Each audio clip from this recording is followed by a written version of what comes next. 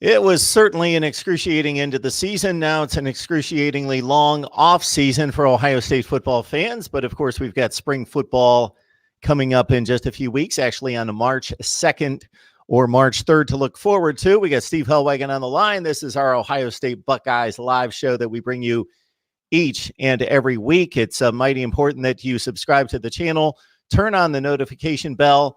Therefore, you know when we're coming on, because we've got a number of schedules to navigate and can't nail down a time each and every week. So this week we come to you on Friday. Steve, how you doing today? I'm doing great. Appreciate you jumping on board as always.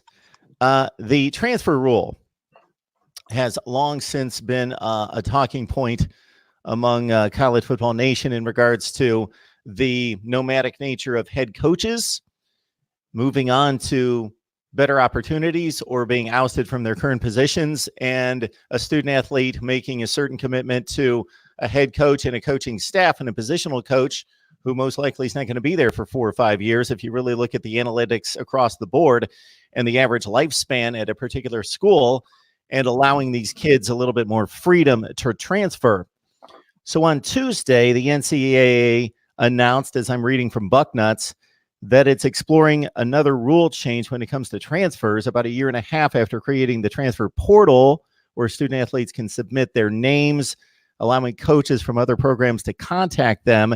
The NCAA is now examining a way where an athlete can transfer and be immediately eligible without needing a waiver, and I believe that's a one-time opportunity. Yeah, that's what it sounds like. The Big Ten, I think, got out in front of this, was the first major conference to support the legislation change. And there is a moratorium, I guess, right now on major reforms in terms of transfers, I guess, in terms of the NCAA. But there has been some movement that they may be able to make a slight change to whatever rules are involved until they're able to craft something that's a more permanent piece of legislation going through. So it's possible this could be enacted for the 2020-2021, a lot of 20s in there, the 2020-21 school year, which would start obviously this fall. I think that's the hope, is that this one-time exemption that would allow student athletes to move without penalty, which means they wouldn't have to sit out a year, take that year in residence at their next school, that would be done away with. I think one of the impetuses to this is you look at different situations that have cropped up across the country. You had Justin Fields got an exemption to come to Ohio State for whatever reason that was. Tate Martell got an exemption to be eligible right away at Miami for whatever reason that was.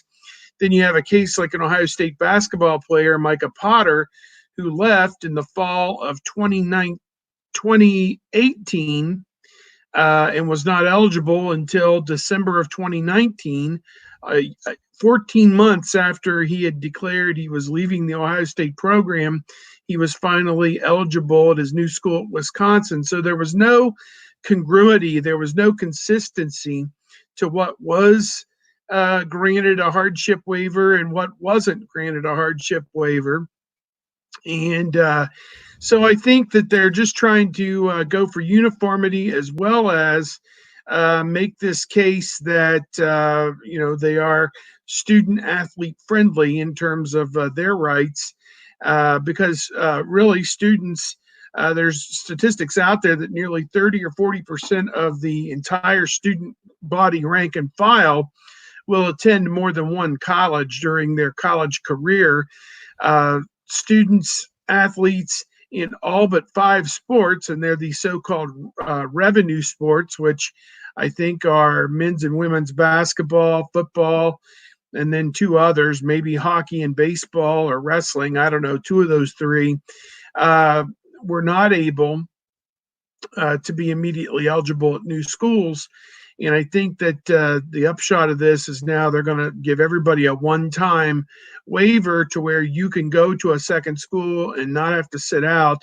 There are a lot of people that are up in arms about this because the Group of Five, the MAC, Conference USA, the American, if a guy achieves an all-league status in those leagues, or potentially even all-American status, what would stop him from pulling up stakes and going to a Power Five school to improve his draft stock the following year? Plus, you have all the amenities, better competition, better training, everything else that comes at the Power Five schools. So I think that there is some hesitation about that. But as I talked to one of our recruiting analysts at 24/7, there's this idea that every kid has signed with the school with the express purpose of transferring to another school. And he said that's simply not the case. The kids do not want to transfer. That's why they chose the first school that they are attending. And the hope is that loyalty will keep them there. And again, as he put it, the coaches in a lot of cases are pushing kids to transfer so that they can free up scholarships and give them to who they feel are perceived to be better players coming out of the high school or junior college or transfer ranks. So a lot there to unpack, but I guess I'd be in favor of this. It's going to create constant free agency, it seems, in terms of college recruiting and transferring. And you just hope there's not a lot of tampering involved with athletes at one school hearing from athletes at other school or coaches at other schools that, hey, the grass is greener over here. If you leave college one and come to college two, we'll take better care of you. So I'm okay with it. I guess we'll just have to see how it all plays out.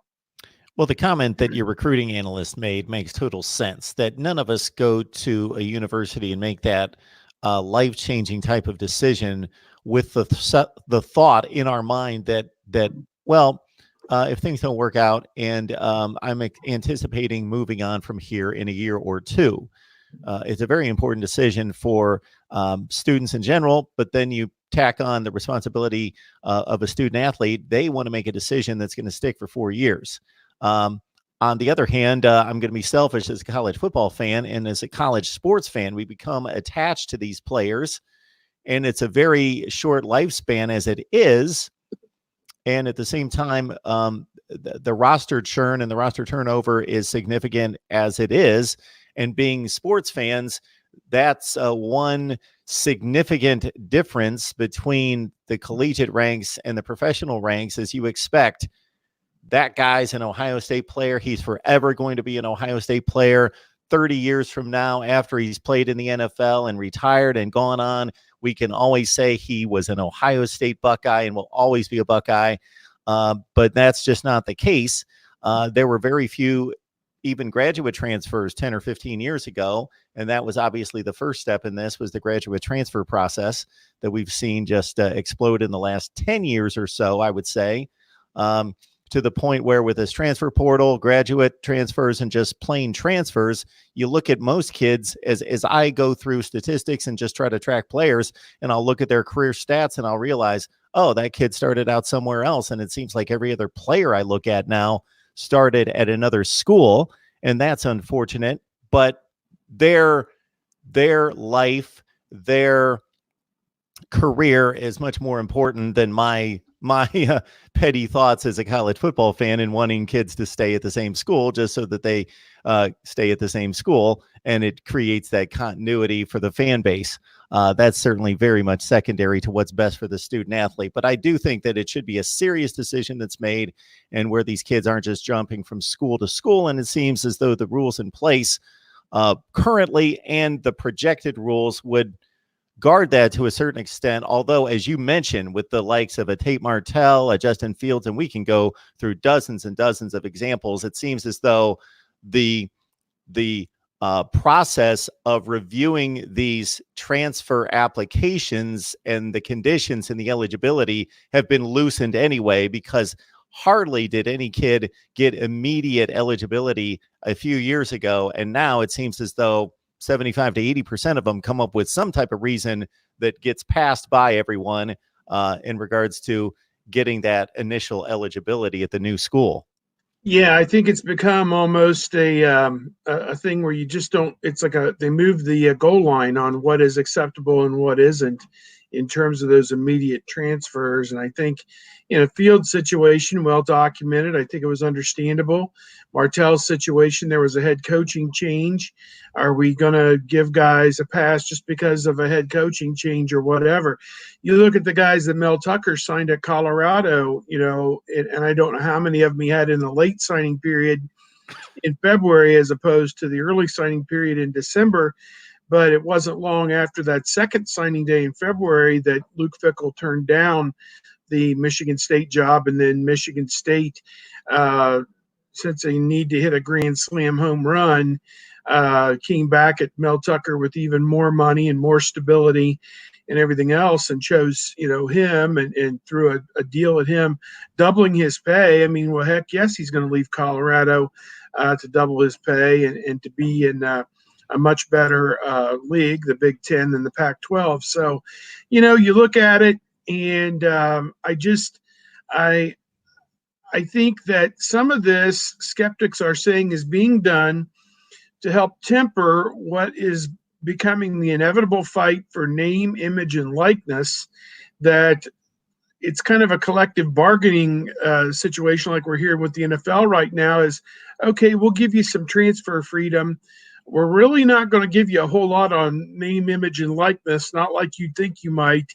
And I found it humorous, Jay Billis, who is always championing the student-athlete rights with his various tweets, said that the NCAA said that the issue is so complex that and really deeply rooted in competitive issues in terms of recruiting and maintaining a level field of play, as if that actually exists nowadays, that they can't have an outside force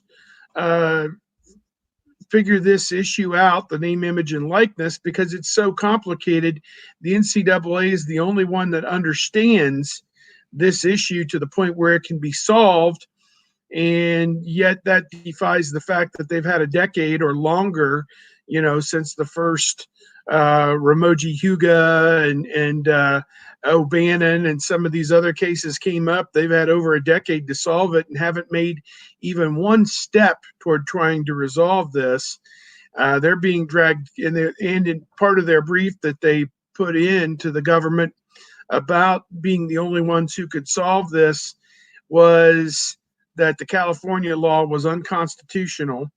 And so they are being dragged kicking and screaming into this other realm with name, image, and likeness. And there's a lot of people that think this transfer thing is just a red herring to distract people away from the thing that they don't want to deal with upon, penalty of death, is giving kids name, image, and likeness rights. So I guess the Dennis Dodds of the world and the Dan Wetzels and the 40s and all these guys who make the big bucks to comment on that NCAA level stuff, keep an eye on those guys, because there's going to be a lot of this coming down in the next couple of years as they really try and sink their teeth into what the next step is going to be in the college athletic model. And, every time one of these crises comes up, you wonder, is this going to be the end of college athletics as we know it? And NCAA always dodges that bullet one way or the other, and they still maintain a way. They've kept it together this long, and they'll find a way, I'm sure, to maintain the status quo for as long as they can.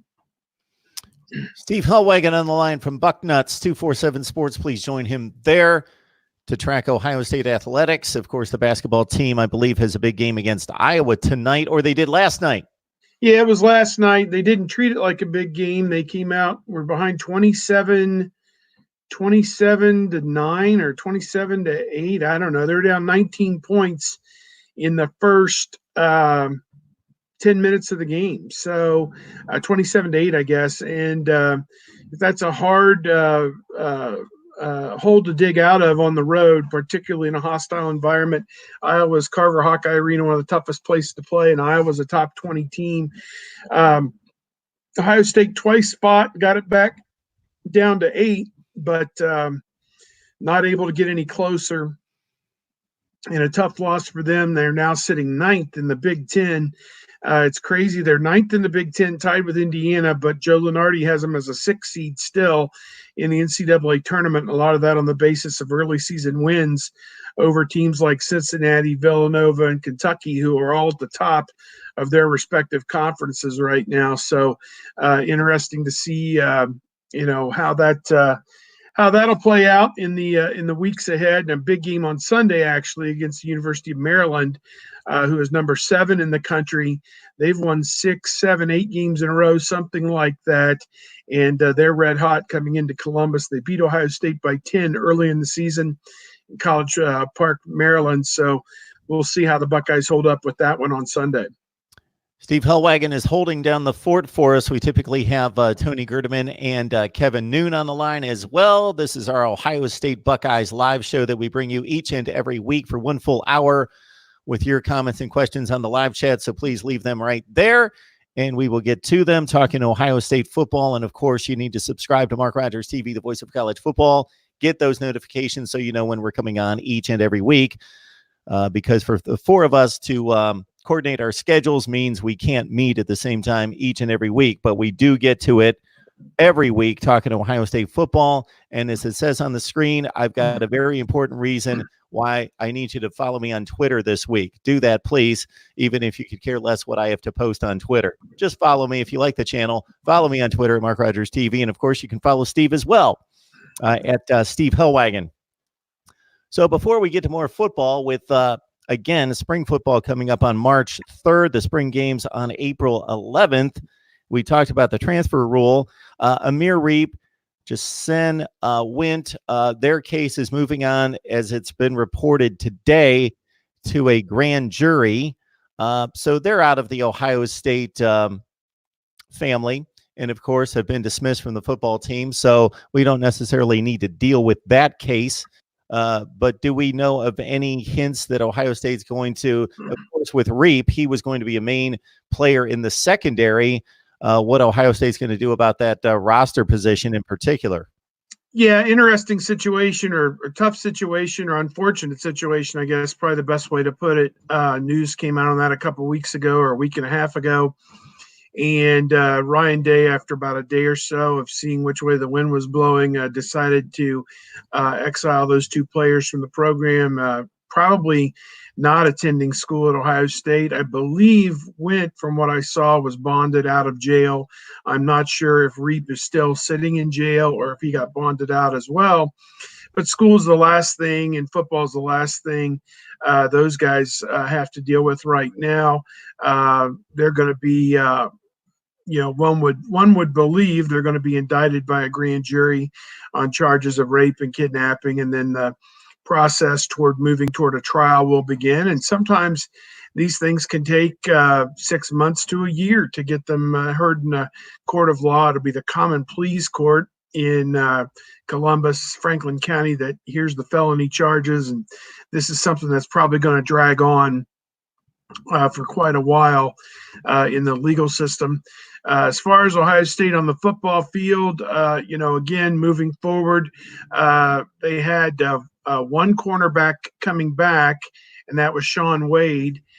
When Wade had been ejected from the Fiesta Bowl semifinal game against Clemson, it was Amir Reep who came in and played quite a bit at cornerback in place of him.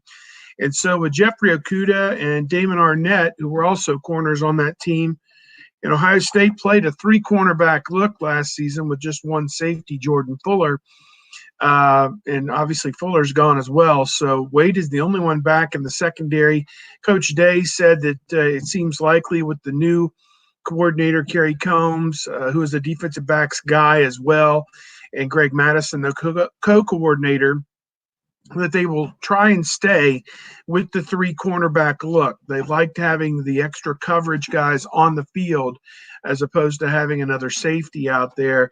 Allowed them to do a little bit more against the multiple wide receiver sets that you're seeing more and more of. Have seen more and more of them, I guess, for years, 3 and 4 receiver sets.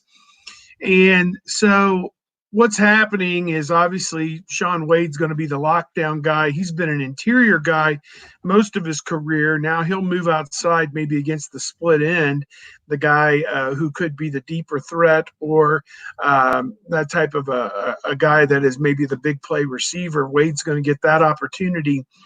And then as I look at my handy dandy cheat sheet here, you got some other guys who've played. Sevyn Banks, who thankfully is changing his number now from number 12 to number 7, we learned this week, as well as Chris Olave. He's moved his number, the wide receiver, from 17 to 2, which, as we know, has become the hot number at Ohio State. Chase Young and J.K. Dobbins both wore number 2 last year for the Buckeyes, and now it'll be Olave on offense wearing number 2 going forward. But Sevyn Banks and Cameron Brown are two guys that got to play quite a bit as the 4th and 5th cornerbacks, I guess, along with Reap. Those guys will be in the mix. They got a guy who's a third-year sophomore, Tyreek Johnson. He was a 5-star guy out of Jacksonville, same high school as Shawn Wade, and he's been injured, it seems, for 2 years and has never really had a chance to show what he could do. Interested to see this spring what Tyreek Johnson can do out there if he's ready to make a impact. And, of course, they're bringing in a couple of guys enrolling early. Ryan Watts, a big cornerback, he's coming in. And also Legend Cavazos coming in from IMG Academy out of Florida. Those two guys will be thrown right into the mix, and we'll see if one or both of them can crack the 2 deep as true freshmen coming up.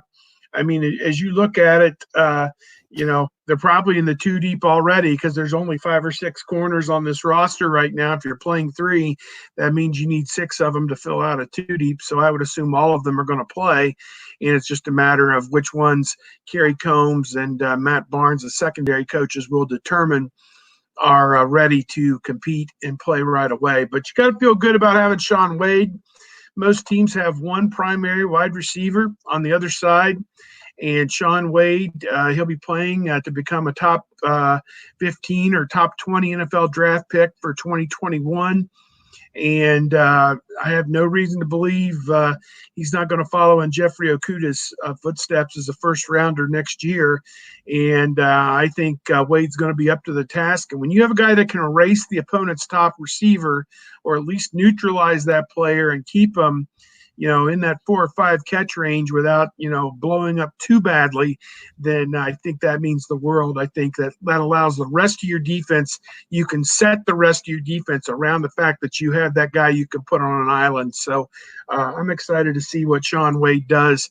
He'll be a 4th-year junior, by the way. So a year from now, when he does leave for Ohio State for the NFL draft, it will not be a shock, and he will have given Ohio State 4 good years, even though he didn't play as a freshman because of injuries. He is a guy that I think you got to be very excited about going into 2020. So, yeah, the secondary position is loaded with talent, but inexperience, and one to look out for this spring. I would say the same about the wide receiver role, although the productivity coming back is a lot more substantial with Olave and Wilson, of course, but losing KJ Hill, the number 1 reception leader in the history of the school, Austin Mack, Benjamin Victor, that's certainly a position to look out for. We're going to be talking to your buddy Pat Murphy a little bit later today, breaking down some Ohio State positions as we head toward spring ball. As you look at it, Steve, what intrigues you, whether that's a certain position or coaching change on the coaching staff, or anything in particular that for you is a narrative this spring that you're probably going to go in that first day and think, I'm going to pay a little bit more attention in this direction?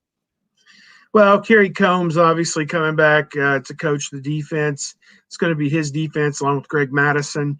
And those two guys, veteran football coaches, it'll be interesting to see how they come together. Madison and Hafley had a great partnership last year in calling it. And then Jeff Hafley jumped off to become the head coach at Boston College.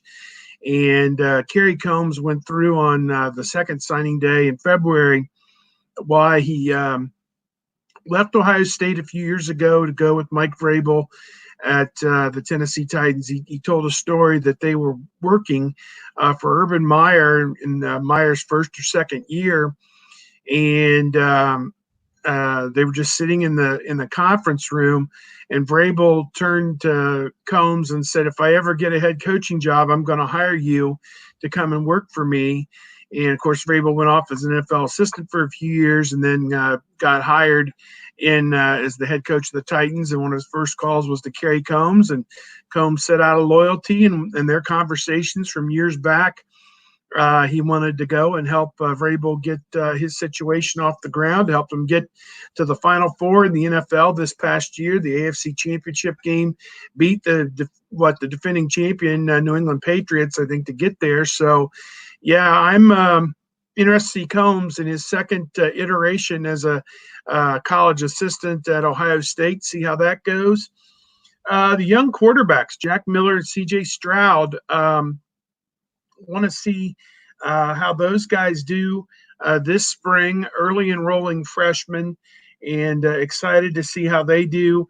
And you got those 4 young wide receivers as well: G. Scott, Jackson Smith-Njigba, Julian Fleming, and Mookie Cooper, all enrolling early as well. How are they going to fit in? Are they going to push for playing time right away? Sometimes, this spring is an audition for those guys before the entire team comes together in the summer and for preseason camp. Those guys can get a leg up, one of them or two of them perhaps this spring, and a chance to win jobs. They've got some veteran receivers coming back, as I mentioned earlier, with Chris Olave, plus the 2 returning sophomores who played a little bit last year as freshmen, Garrett Wilson, Jamison Williams. So it'll be a young but exciting wide receiver group there. Beyond that, I guess the rest of it just kind of falls into place. Defensive end wise, Zach Harrison was really hitting his stride at the end of last year as a freshman, made some big plays late in the season, Michigan, Wisconsin, Clemson. He was a guy that really was starting to flash a little bit those last 3 or 4 games. So I want to see how he carries that over as he's the next Chase Young. And Tyreek Smith, the sky's the limit for him. He's a junior now, and time for him to move up the production line a little bit as well at defensive end. So those 2 guys, excited to see what they do. They don't do a lot of tackle football in the spring. This is mostly fundamental work and installation of schemes, installation of plays, installation of game, I wouldn't say game planning, but of overall schemes, I suppose. This is what we, and really mixing and matching combinations of players and schemes and experimentation as much as anything this spring to see what kind of looks they get. So I'm excited. I'm sure we will not get a chance to watch a lot of the spring practices. We get to go and watch them warm up a few days, maybe get to watch a scrimmage or so. And then the spring game obviously will be coming up. I want to make sure I get the date right. April the 11th. Tickets already on sale for that game at Ohio Stadium. And I'm sure that they will have another crowd of in the upwards of 60 to 80 or 90,000 people probably show up on a spring day in April to see the Buckeyes play.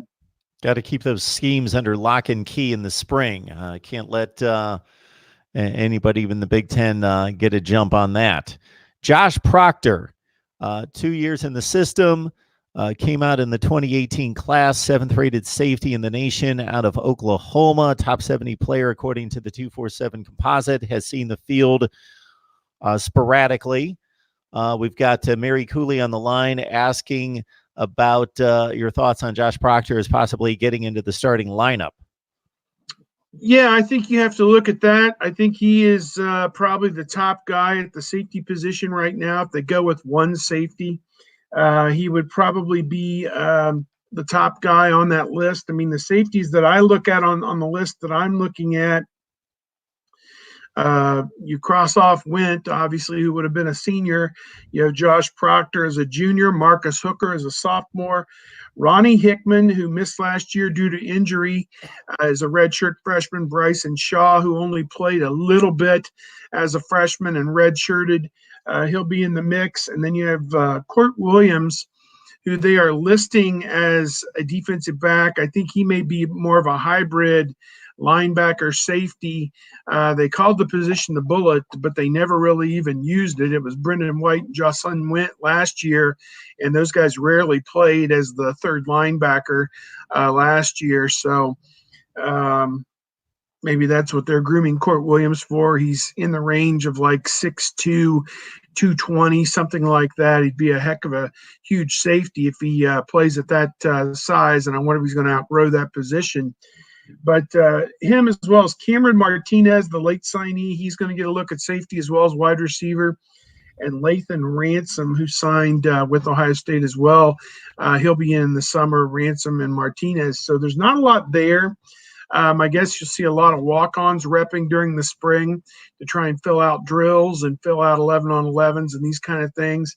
But to me, it is Josh Proctor. It was obvious in the Clemson game. He got to play quite a bit. Some of it was good. Some of it was not as good. He slipped on the long touchdown run by the quarterback. Trevor Lawrence had him dead to rights and didn't finish the play, which was unfortunate. Would have kept a touchdown off the board there, perhaps.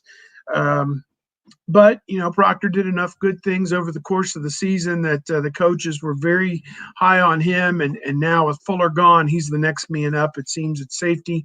Hooker, obviously the younger brother of the hooker whose first name I am having a hard time reminding.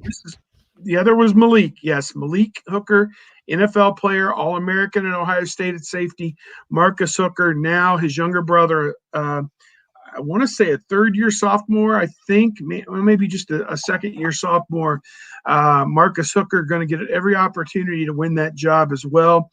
And they are not ruling out the possibility of going with two safeties if they don't like the three cornerback look. So I would put a lot of stock on those two guys, Proctor and Hooker, as being the guys that are going to be in the safety position for Ohio State this year. Both of them are going to play quite a bit, but I think Proctor has the inside track going into spring football. Clemens' son, we appreciate the contribution to Mark Rogers TV, the voice of college football. Thank you so much for contributing right there. Enjoy your content, Mark. Good to hear. So in addition to our Ohio State, Miami, and Florida State weekly live streams, we've added just one versions. We can only do so many live streams in a week, but we're going to see what sticks. But we've looked at Florida, Alabama, Clemson, Notre Dame, USC, UCF, Virginia Tech, all sorts of live streams coming your way. We've got Auburn slated for next week as well. This running back situation, I'm not real confident in what they've got coming back. I know that Master Teague's a really good player, but considering how explosive and how elite J.K. Dobbins was after really committing himself to becoming that level of running back this past season, I just don't see any way that there's not going to be I don't want to say significant, but a decided, measurable drop-off at running back. And a lot of guys are in play right now and bringing back nobody who's ever started a game in the backfield for the Buckeyes. Yeah, I think it's an interesting situation going into the spring to see what happens. Obviously, you have at the running back position, you lose Dobbins, obviously. Master Teague had a very good year, around 700 yards, something like that. Some people would denigrate what he did because Dobbins played the important snaps, and the Buckeyes had huge leads when they would change it up and put Teague into the game, and maybe he'd be running against tired defenses. I don't know. But I give him a lot of credit. He had a very good year. The backups, Marcus Crowley, he played a little bit more than Steele Chambers did. I think Crowley's dealing with a little bit of an injury going into spring practice, however. So Steele Chambers, they're kind of light at this position. DeMario McCall's a senior who's never really had much of an opportunity with the ball in his hands, either running back or wide receiver, more of a return guy, it would seem. So those four guys are basically it. You bring in Mayan Williams, a freshman coming from Cincinnati, but I look primarily at Teague, Crowley, and Chambers as the three guys who are going to be alternating at that position. Maybe McCall gets in there as a change-up guy. I don't know. But, I think Teague, they're going to prepare him to be the every down guy. And, we've seen guys make transformations over time. I'm interested to see how it goes. He didn't really display. I've made this comment before, and people have gotten on me. I guess he has good track times and good speed, but it just didn't really show itself to my way of thinking. This past year, he didn't break in many home runs. So I didn't get on you, Steve, because I was watching the same thing, and he just looked more like a I don't want to call him a fullback type, but a Jerome Bettis type of back. Yeah, what we a saw plotter. with Dobbins. Yeah, I think that they were a good combination between them to kind of hit you with the thunder and the lightning. But to me, I think Teague can make Teague's a very good player, and Teague can still improve quite a bit going into 2020. And it could be a situation where it's a by committee approach where he will get 15 carries and the other guys will all get 5 or 10 carries. And that's how they'll approach it. In some series, they'll trade off and another guy will go in there. That seems to be how they like to do it. So I don't know. I'm not unhappy or distressed about the situation. I mean, it was inevitable that Dobbins, when he blew up to the level that he did, he was an NFL player at some point. And really, to come back to Ohio State was not in the cards for him. I think he stood on his head in so many important games for the Buckeyes. Down the stretch, he played some of his best games against their best opponents. And that's the kind of thing you need to breed into a Teague or some of these other guys, Crowley and Chambers, is that, Teague in particular, when he was put in tough situations, did not flourish like maybe they had hoped against Clemson or Michigan or some of these other games. So I think that's the level he's got to aspire to be at going forward. And I have no doubt that Mickey Marotti, Tony Alford will raise his level of play to that point. I think Dobbins, where he made tremendous advances, was as a pass blocker, very willing blocker in pass sets when they needed to keep a guy in at home, and also as a pass catcher coming out of the backfield. We saw in the Clemson game, he fueled that last drive catching the ball out of the backfield. So if any of these guys can show that they can do those two things, pass protection and catch passes out of the backfield, may improve the amount of time that they're going to get to play this coming year and get opportunities to show more what they can do with the football as well. So I am actually treating this, and again, this is a position that, again, in the spring, you may get a little bit of a false sense because they're thudding up. They're not tackling the running backs to the ground per se. And so you don't know who's running through tackles and who is, really going to be that yard after contact type guy until you actually get into live action in the fall and somebody does it on a fall Saturday when the lights are on. But I think they got guys there. They've got the potential to be good Big Ten running backs. I just, nobody's standing on third base yet. They're all kind of running down the first baseline at this point. So I'm interested to see which one, can make the turn and head towards second and then make the turn toward what Dobbins was, a guy, who was potentially a guy that could change a game. Steve, it sounds like you get your mind on spring training, and that's. I'm ready for baseball. Practice. Reds and the Indians, I think, are tomorrow. Start spring training. So I know it. I can't wait either. Can't wait either. As long as they've got no video equipment hanging out over the center field wall. Gun. Do you know somebody on Twitter posted a thing about how in one of the All-Star games in the 1950s from Boston, the network NBC had a believe it or not, in the 1950s had a camera that allowed them to extend the view from center field into the catcher and his signals. And Mel Allen and Phil Rizzuto were doing the broadcast, and they're saying, "Oh, this is going to be a a fastball and this is going to be an off-speed pitch or whatever.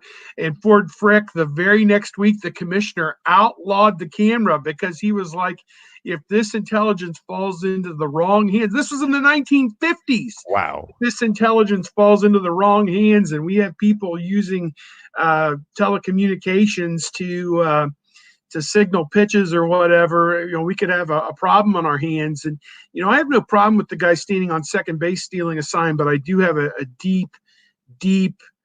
deeply rooted problem with people using telecommunications and,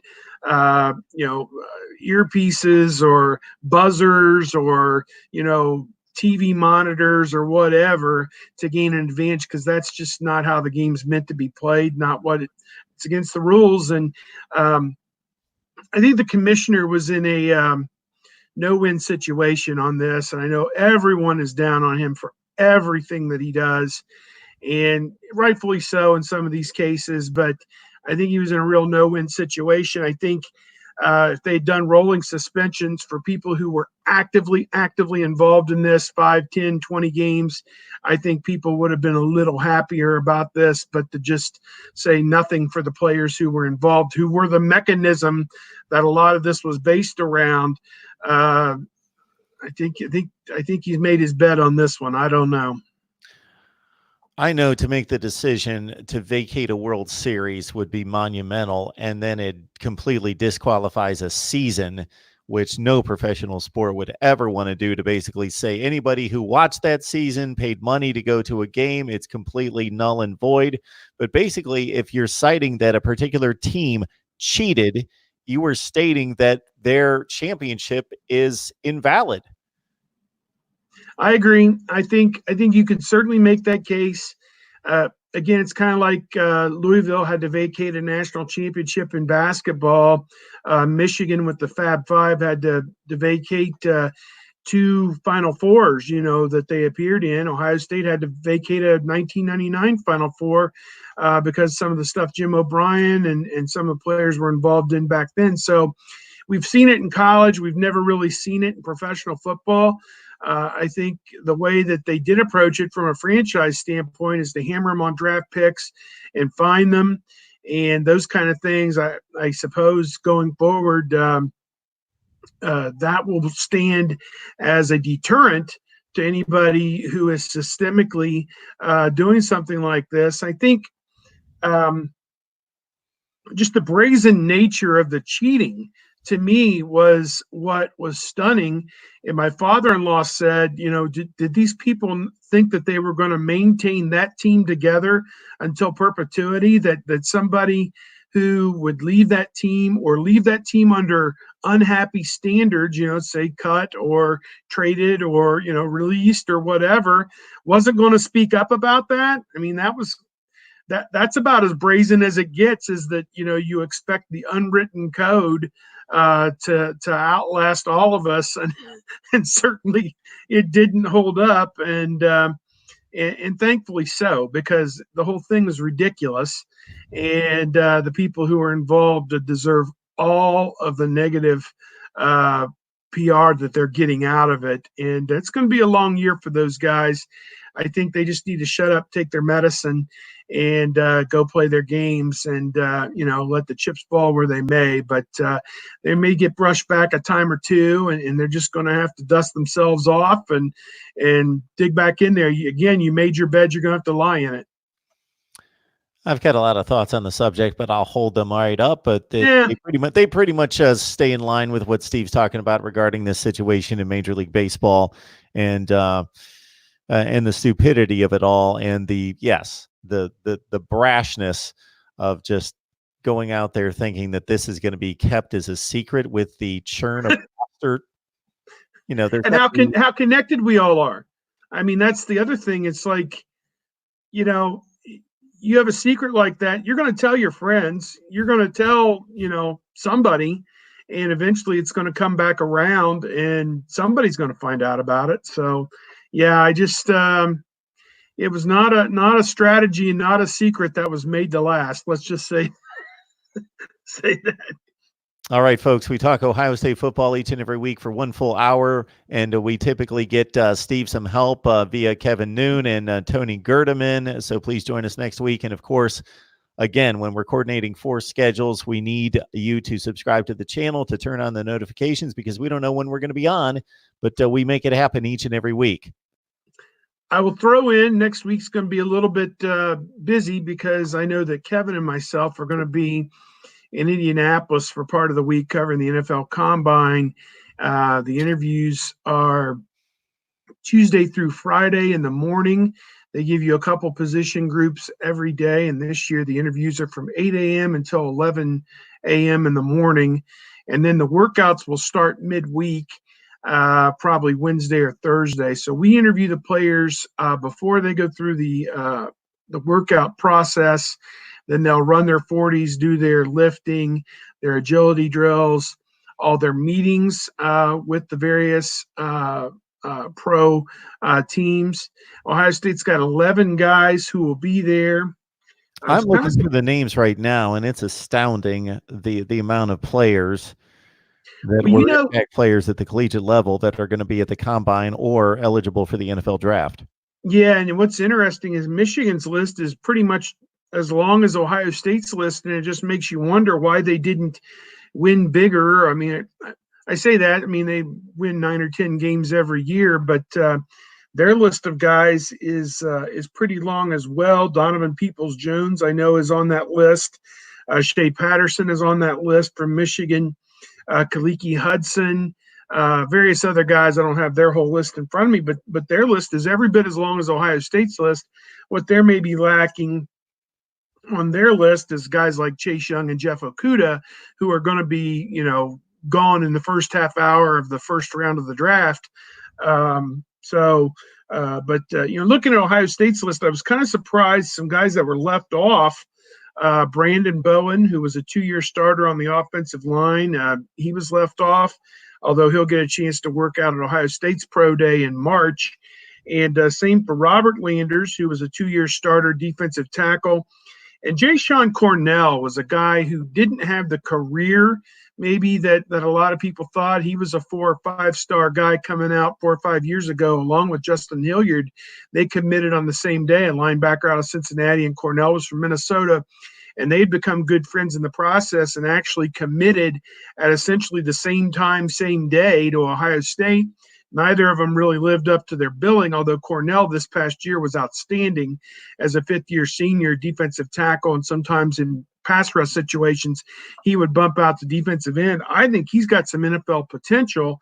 I was kind of surprised that he's not invited to the Combine, but they do have 3 receivers, KJ Hill, Austin Mack, Ben Victor. They have 1 offensive lineman, Jackson, the transfer in from Rutgers, who did an outstanding job this past year. And he was phenomenal at the Senior Bowl, I guess, has risen his stock to be one of the top offensive guards in the draft. J.K. Dobbins, the running back we talked about, Chase Young, defensive end, Devon Hamilton, defensive tackle, Malik Harrison, outside linebacker. And then in the secondary, the guys we talked about earlier, Fuller at safety, Damon Arnett, Jeff Okudah at cornerback, adds up to 11 guys that we'll be talking to next week at the NFL Combine. And I'll be there in some regards for 24/7 Sports as well. And looking to get videos and updates on guys that are likely first and second round projections, guys like Joe Burrow from LSU, Tua Tagovailoa from Alabama, some of the big-time offensive linemen, Jonathan Taylor, the running back from Wisconsin. So we'll be keeping our eye out not only for the Ohio State guys, but I'll also be sending back videos and audios and updates on as many of the first and second round projections as we can get our hands on. Follow Steve on Twitter and his content that he delivers on a regular basis there as a senior Big Ten writer on 247 Sports. Bucknuts, follow me on Twitter. That's especially important this week. So again, if you don't go on Twitter much, could care less what I have to say on Twitter, because I got to tell you, I pretty much post the videos and I'm not an active Twitter person, but at the same time, there are reasons. Please just follow me on Twitter, Mark Rogers TV. And since for the Ohio State fan, Michigan is always at least in the back of the mind, we will leave everyone with this comment and some perspective from Yakov22, because this hits home in Hey, my Yakov. as well, because my son is now 23 years old, and to him, Wisconsin and Michigan State have been bigger and better rivals, and of course Penn State. So some perspective here from Yakov. We've talked about this many times. I have a nephew who's 24. His only living memory of Michigan beating Ohio State was in 2011, of course, with Braxton Miller at quarterback, Luke Fickell on the sideline, 40-34. In 2003, he was 9 years old and not yet interested in college football. And again, yeah, my son takes in all the hype videos and watches the pregame and sees the big buildup before the Michigan game and how it's just the greatest rivalry in sports, and tells me, I get it, Dad. I know from years gone by, that's what it was. But for me, it's nothing special. It hasn't been special. I'll sit here and watch it with you and take it in, because I appreciate what you've lived through in losing to Michigan year after year. But I haven't lived that life. So for me, it's been Wisconsin's been a thorn in our side at times, and Michigan State, and that's about it. Yeah, very interesting commentary. I have 3 children myself who are now all adults, which is interesting. My youngest daughter turned 18 in November, and she was born in November of 2001. And I actually did not get to go to Ann Arbor that year because my wife was 8 months pregnant, and she was born a few days after the game was played on November the 27th of 2001. And that was, of course, Jim Tressel's first time in the Michigan rivalry as the Ohio State coach, and they won the game. And I tell her to this day that she denied me, what would have been a great experience to have been there when Jim Tressel won the first time. And those 3 games in 2001 are the only games I have missed for Ohio State, dating back to late in the 1994 season. I became full-time with Ohio State football for the 1995 season. So it's been 25 full years, I guess. And I've missed 3 games, home and away. And those were all in 2001 season at Penn State when Joe Paterno set the wins record. Minnesota, Ohio State won the game on a late field goal. And then 2001 at Michigan when my daughter was nearly born. So in the time that she's been alive, obviously she's 18 years old now. They only lost to them twice, 2003 and then in 2011. And, in some regards, my 2 oldest kids, a boy and a girl, are third-year students at Ohio State.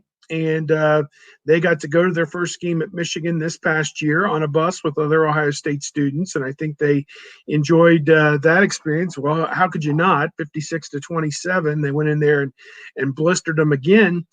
And, I think about from their standpoint, they would have been 4 years old in 2003 and would not remember a whole lot about Ohio State losing to them since then. Beginning in 2004, Ohio State has won, 15 of the last 16 matchups with the University of Michigan, and the only one was obviously 2011 when Luke Fickell was the head coach. So in that year where they dealt, Terrell Pryor wasn't there and dealt with the suspensions, and it was just a disjointed, dysfunctional year.